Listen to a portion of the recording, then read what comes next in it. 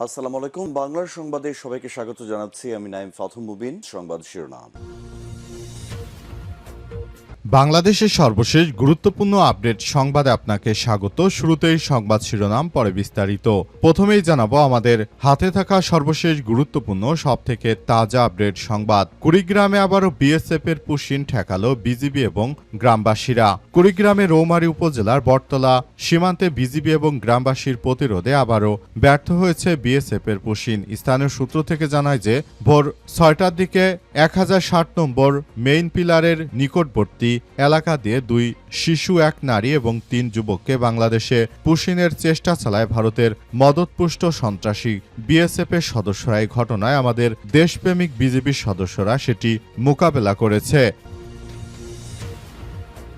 এরপর জানাবো সীমান্তে কাঁটাতার এবং নদীতে বাদ দিয়ে বন্ধুত্ব হয় না বললেন নাহিদ ইসলাম। সীমান্তে ভারত যে কাঁটাতারে বেড়া দিয়েছে এবং নদীতে বাদ দিয়ে আমাদের সঙ্গে বন্ধুত্ব করতে চাইছে, এতে বন্ধুত্ব হয় না বলে সংসদে জানিয়েছেন বিরোধী দলীয় চিফ হুইপ ও জাতীয় নাগরিক পার্টি এনসিপির আহ্বায়ক নাহিদ ইসলাম। তিনি ভারতকে উদ্দেশ্য করে বলেছেন যে আপনার দেশের জনগণ আমাদের দেশে ঠেলে দিচ্ছেন, এটি কোন আইনে রয়েছে। এদিকে সংকট মেটাতে ইসলামী ব্যাংকে ২৫০০ কোটি টাকা ধার দিল বাংলাদেশ ব্যাংক। তারল্য সংকট মোকাবেলায় ইসলামী ব্যাংকে ২৫০০ কোটি টাকা বিশেষ সহায়তা দিয়েছে বাংলাদেশ ব্যাংক। আজ কেন্দ্র ব্যাংক থেকে এই সহায়তা দেওয়া হয়েছে। ইসলামী ব্যাংকের সূত্র থেকে এই তথ্য জানা গেছে। আরও জানা গেছে যে ঈদের পর থেকে ইসলামী ব্যাংকের নতুন চেয়ারম্যান নিয়োগকে কেন্দ্র করে যে অস্থিরতা শুরু হয়েছে, এই ঘটনায় ব্যাংকটি যে তারল্য সংকটে পড়েছে সেটির সহযোগিতা দেওয়া হলো। ভবিষ্যতে আরও বড় ধরনের আর্থিক সহযোগিতা দিতে প্রস্তুত বাংলাদেশ ব্যাংক। এবারে জানাবো মিডিয়া এখন বিজনেস হাউজে পরিণত হয়েছে বললেন মির্জা ফখরুল ইসলাম। পল্লী উন্নয়ন ও সমবায় মন্ত্রী মির্জা ফখরুল ইসলাম আলমগীর বলেছেন গণমাধ্যমের হাউসগুলো ব্যবসা কেন্দ্রিক হয়ে গেছে, যা স্বাধীন সাংবাদিকতার জন্য উদ্বেগের বিষয় হয়ে দাঁড়িয়েছে বলে জানান তিনি। এবং সর্বশেষ জানাবো প্রধানমন্ত্রীর মুখ দিয়ে ভুলভাল কথা বলা বাংলাদেশের জন্য লজ্জার বললেন জামাতের আমির। বর্তমানের প্রধানমন্ত্রী তারেক রহমান যে ধরনের ভুলভাল ও মিথ্যাচার করে থাকেন সেগুলো থেকে বিরত থাকার জন্য আহ্বান জানিয়েছে বাংলাদেশ জামাত ইসলামের আমির ডাক্তার শফিকুর রহমান। তিনি বলেছেন বিএনপির প্রধানমন্ত্রীকে সব ভুলভাল থেকে অবশ্যই বিরত থাকতে হবে। যদি তিনি সেটি করতে না পারেন তাহলে বাংলাদেশ লজ্জায় পড়বে। তার এমন কথাবার্তায় আমরা হতচকিত হয়েছি। দীর্ঘ ১৭ বছর প্রবাসে থেকে তিনি আসলে শিখলেন কি? তিনি কি প্রবাসে শুধু ঘরে বসেছিলেন নাকি দেশ নিয়েও ভেবেছেন বলে এমন প্রশ্ন তোলা হচ্ছে। প্রিয় দর্শক, এতক্ষণ শুনছিলেন সংবাদ শিরোনাম, এবারে বিস্তারিত। তবে তার আগে বন্ধুরা অনুরোধ থাকবে এই সংবাদটিতে একটি লাইক দিন। এই চ্যানেলে আপনি নতুন হয়ে থাকলে আমাদের সংবাদটি দেখতে দেখতে চ্যানেলটি সাবস্ক্রাইব করে রাখুন। কমেন্ট করে বন্ধুরা আপনার মূল্যবান মতামত জানিয়ে দিন। গাজা যুদ্ধে আপনি যদি নিরীহ ফিলিস্তিনিদের ভালোবেসে থাকেন বন্ধুরা, কমেন্ট বক্সে কমেন্ট করে সারা বিশ্বকে আমাদের এই তাজা আপডেটটি দেখার সুযোগ করে দিন। এবারে বিস্তারিত।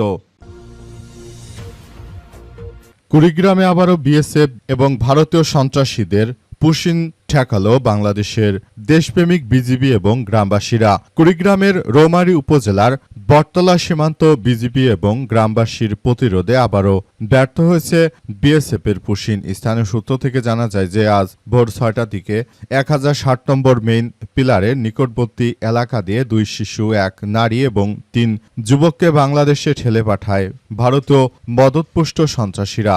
এই ঘটনায় আমাদের দেশপ্রেমিক বিজিবির সদস্য এবং এই ঘটনায় আমাদের দেশপ্রেমিক গ্রামবাসীরা তারা এই ভারতীয় সন্ত্রাসী বাহিনীকে রুখে দিয়েছে। এই ঘটনা এখন পরিস্থিতি থমথমে অবস্থা বিরাজ করছে এবং যে কোনো মূল্যে ভারতীয় সন্ত্রাসীরা আবারও বাংলাদেশের বিরুদ্ধে এই ধরনের অনাকাঙ্ক্ষিত কার্যক্রম চালাতে পারে বলে এমন তথ্যই জানা যাচ্ছে। নতুন করে এই সমস্যা সমাধান করার জন্য আরও ভয়াবহ ব্যাপক বিপর্যয় সৃষ্টি করছে ভারতের এই হিন্দুত্ববাদী সন্ত্রাসীরা। এই হিন্দুত্ববাদী সন্ত্রাসীরা তারা মূলত বাংলাদেশটাকে তারা একটি ধ্বংসস্তূপে অর্থাৎ বাংলাদেশকে তারা চায় যে এমন একটি ব্যর্থ রাষ্ট্রে পরিণত করতে। মূলত এমন কিছু তারা করতে চাইছে যাতে করে সারা বিশ্বের বুকে এমন ধরনের কার্যক্রম শুরু হয় যেটা সবার জন্য খুব ভয়াবহ বিপর্যয়কর এক পরিস্থিতির সৃষ্টি করেছে ভারতীয় এই হিন্দুত্ববাদী সন্ত্রাসীরা। তারা মূলত এমন ধরনের কার্যক্রম শুরু করেছে যেটা দেখে সবাই হতচকিত হয়ে পড়েছে, কারণ এটি আমাদের সবার জন্য খুবই দুঃখজনক এক ঘটনা হয়ে দাঁড়িয়েছে। সীমান্তে কাঁটাতার এবং নদীতে বাদ দিয়ে বন্ধুত্ব হয় না ভারতকে নাহিদ ইসলাম। ভারতের সন্ত্রাসী নরেন্দ্র মোদী সীমান্তে কাঁটাতারের বেড়া দিতে শুরু করেছে, পাশাপাশি তারা বাংলাদেশের সঙ্গে বন্ধুত্ব করবে বলে যে মন্তব্য করছে এবং তারা যেভাবে বাংলাদেশে পুশিং করছে এটা দিয়ে কোনো বন্ধুত্ব হয় না বলে জানিয়েছেন নাহিদ ইসলাম। তিনি আজ চট্টগ্রামে 11 দলীয় মহাসমাবেশে সব কথা জানিয়েছেন। নাহিদ ইসলাম বলেন, এই সরকার বাংলাদেশের কোনো অর্থনৈতিক উন্নয়ন ঘটাতে পারবে না, কারণ তারা জনগণের আয়কে শুরুতেই উপেক্ষা করেছে।